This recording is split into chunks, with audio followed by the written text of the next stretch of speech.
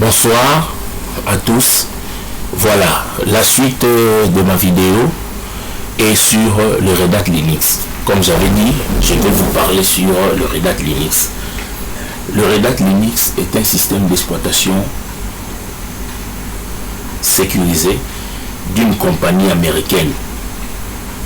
Après le développement du système Linux par Linus Torvalds, Red Hat, deux ingénieurs américains, Bob Young et Mark Ewing, ont voulu créer un système d'exploitation sous la licence GPI Red Hat, qui signifie Red en anglais, la couleur rouge, et Hat qui signifie chapeau. C'est pourquoi vous voyez souvent les Red Hat à des chapeaux rouges.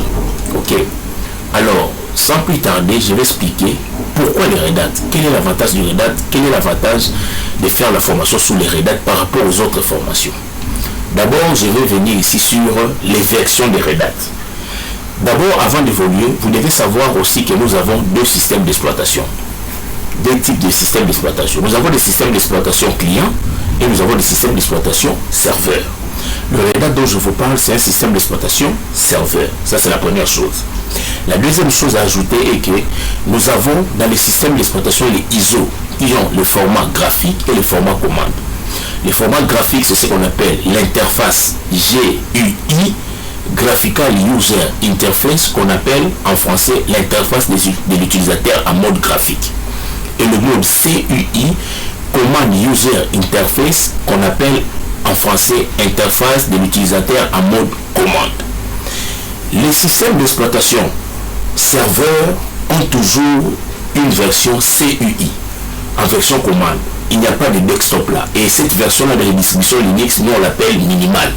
Donc comprenez que quand vous entendez quelqu'un dire un système d'exploitation minimal, CentOS minimal, CentOS 5 minimal, 7 ou 8 minimal, chez nous en Linux, ça signifie que c'est un système d'exploitation qui est déployé que pour en commande, en écran noir. Il n'y aura pas de graphique à l'intérieur.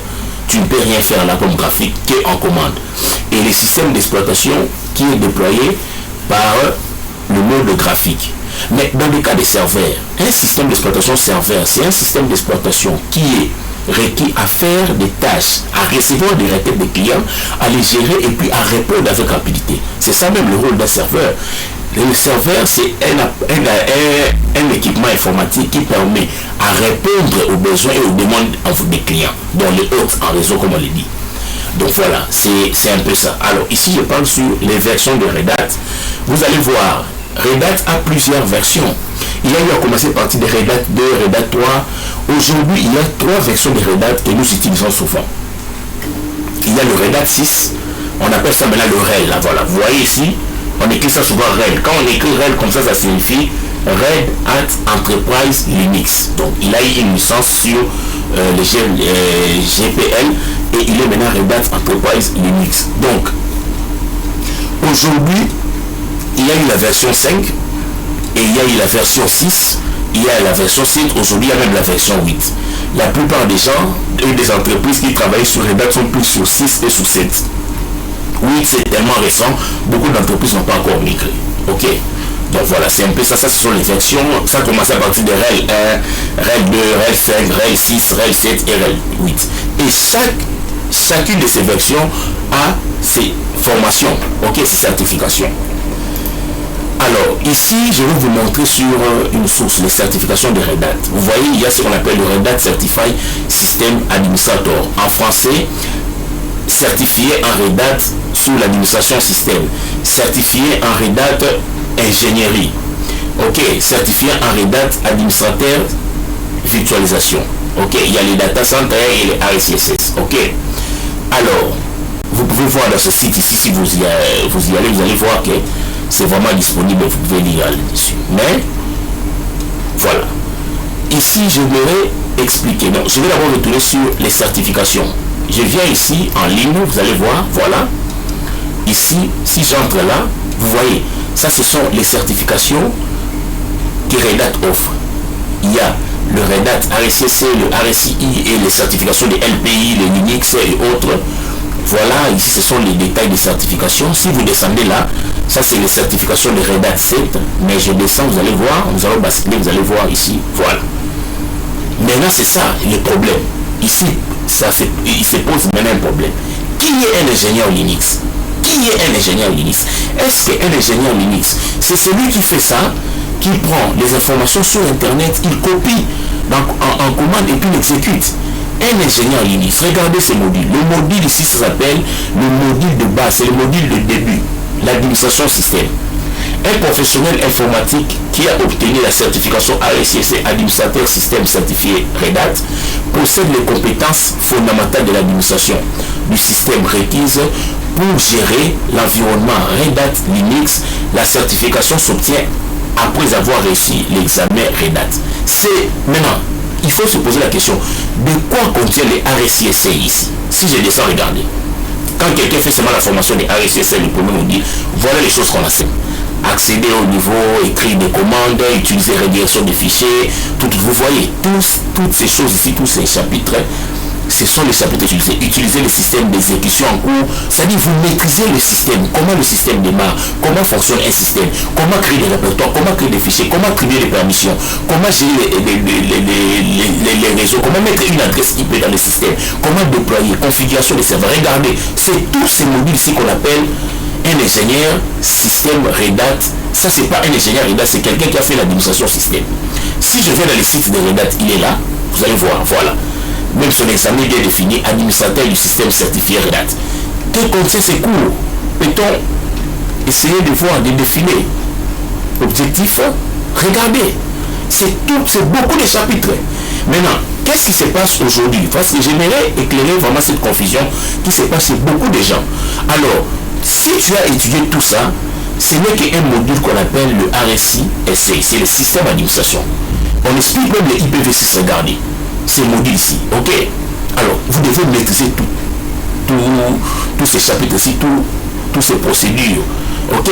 Les procédures exigées et demandées qui sont là, vous devez les connaître, parce que c'est ce qui fait de quelqu'un un ingénieur Linux. Et après ça, nous avons encore l'ingénierie. Maintenant, ingénieur certifié Red Hat. Ingénieur certifié Red Hat. C'est-à-dire, donc ça veut dire, si tu fais déjà cette formation, tu es déjà un ingénieur certifié Red Hat. Ici, certifié, c'est l'examen. Il y a deux choses, nous parlons. Je vais prendre le cas de l'examen par. Ça dit faire d'abord la formation. C'est comme quelqu'un qui a fait la formation de Cisco, il a levé jusqu'à CCI. Il est un expert. Mais maintenant, on va expliquer par rapport à un examen et la certification. Ok? Donc, regardez les cours de Red Hat Engineering. Ça contient des services réseau, ça contient beaucoup de choses. On regarde les objectifs ici. Parce que je suis dans le site Red Hat pour vous permettre vraiment à comprendre. Regardez, il y a les services réseau. Vous voyez, on fait aussi du réseau dans les Red Hat. Donc, les gens qui disent que non, celui qui comprend bien le réseau, c'est Cisco, c'est le cas. Oui, je ne suis pas contre, mais regardez.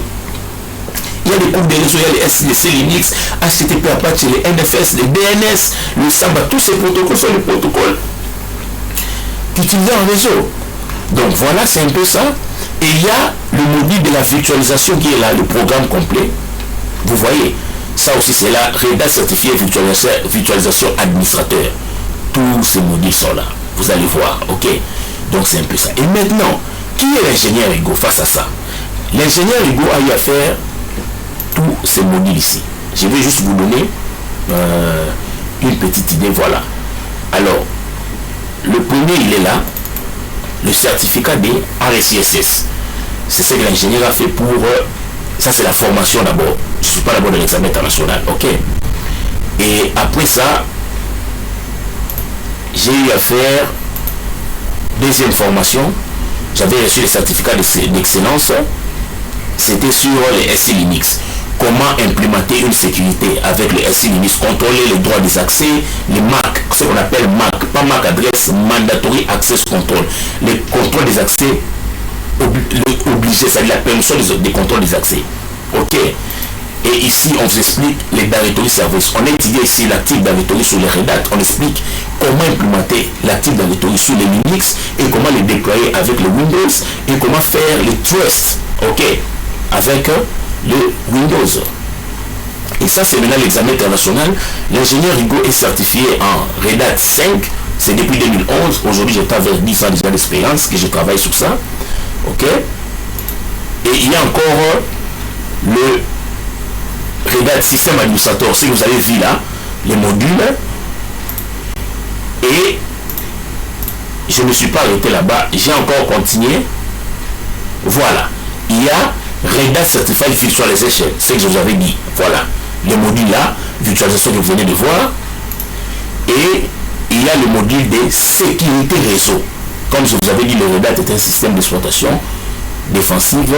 J'avais fait la formation sur ça. Et voilà. Et il y a encore un autre, le module Hardening Server. Ça, c'est le 5e module que j'avais fait. Donc, l'ingénieur Hugo est là pour aider les gens qui veulent apprendre Linux. Vous allez profiter de mes connaissances. Soyez gentils, vous pouvez faire des critiques, mais soyez vraiment gentils avec moi. Vous pouvez commenter, vous pouvez parler, vous pouvez me contacter. Je suis open, il y a mon WhatsApp là-bas, j'ai mis les contacts, il y a mes LinkedIn, vous pouvez vérifier. Donc, je suis disponible chez vous. Donc, voilà, c'est ça. Ça, c'était juste une parenthèse sur les certifications. Maintenant, je rentre sur le PPT que j'avais fait, oui. Ok, les certifications Linux, voilà. Et puis, je viens ici sur les statistiques de distribution Linux en 2017. On a dit ceci, la distribution du desktop, ça veut dire les systèmes d'exploitation GUI, Graphical User Interface de Linux, le meilleur a été Ubuntu avec 18%, et puis c'était Linux Mint avec 18,02. Distribution de serveurs de l'année en 2007, c'était Red Hat, 22%, et puis CentOS. Vous voyez, donc du côté serveur, en tout cas, il n'y a pas photo, il n'y a pas de débat, Red Hat est le meilleur. La CentOS ici, c'est toujours, comme je vous avais dit, c'est la copie de Red Hat. Et puis pour les distributions de l'année du côté live, le disque live que vous pouvez booter directement, c'est là, vous pouvez vérifier dans les sites ici de Web Linux. Voilà, vous allez voir ici la CentOS, distribution de Linux pour les data centers et les serveurs puissants. Donc quand vous voulez déployer un serveur puissant, un data center comme de grands serveurs de grandes entreprises, vous avez besoin d'une CentOS. Mais je vais expliquer quelle version de CentOS, ne mettre pas graphique parce qu'on n'en a pas besoin dans les serveurs.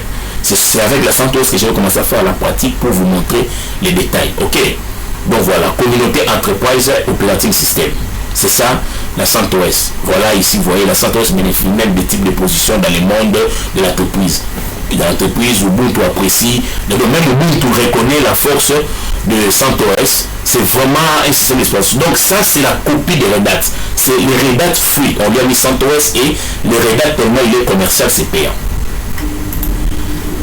Et voilà ici je vais expliquer pourquoi le Red Hat.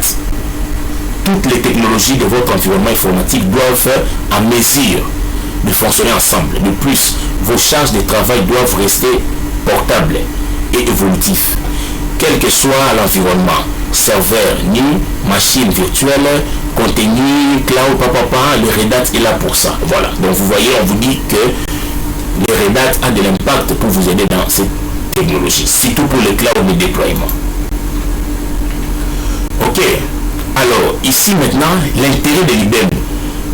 Pourquoi le Red Hat, l'intérêt de l'IBM? Regardez, du côté entreprise traditionnelle, l'industrie informatique, de l'autre, une autre géante logicielle, mais beaucoup moins connue en tant que leader. Qu'est-ce que le Red Hat? Vous avez vu, ici on expliquait que le Red Hat a été acheté par c'était à 35 milliards par IBM et c'est un système d'exploitation très fort.